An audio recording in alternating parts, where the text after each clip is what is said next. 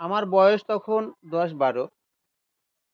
রাস্তা দিয়ে আমার এক চাচা সম্বন্ধীয় হেঁটে যাচ্ছে।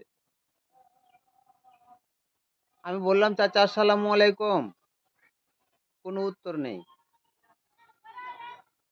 ভাবলাম যে কি ব্যাপার, চাচার মন ভারী, কথা বলল না, উত্তর দিল না।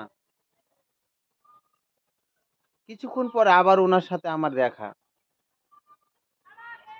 আমি আবার বললাম, চাচা আসসালামু আলাইকুম।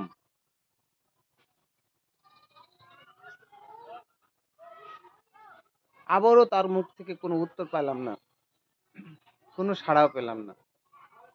আমার মনটা একটু খারাপই হলো যে আসলে চাচা কি আমাকে ছোট বলে অবহেলা করছেন, আমার সালাম কালামের কোনো উত্তর দিচ্ছেন না।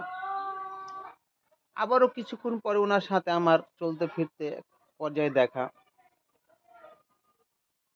আমি বললাম, চাচা আসসালামু আলাইকুম, আপনার কি মন খারাপ? বলছি, হ্যাঁ বাবা, একটু মন খারাপ। কেন? বলছে, আমি একটু টেনশনে আছি।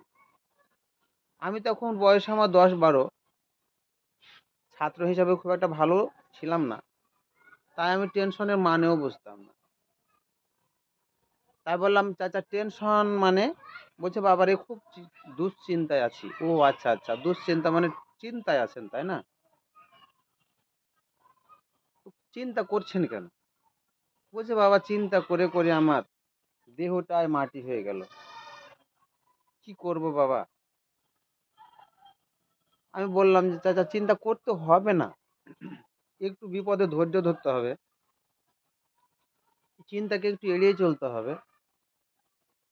ও বলল, বাবা তোমার বয়স হোক, তখন তুমি বুঝতে পারবা চিন্তা আসলে যাকে ধরে তাকে নড়বড়িয়ে ছাড়ে। Thank you.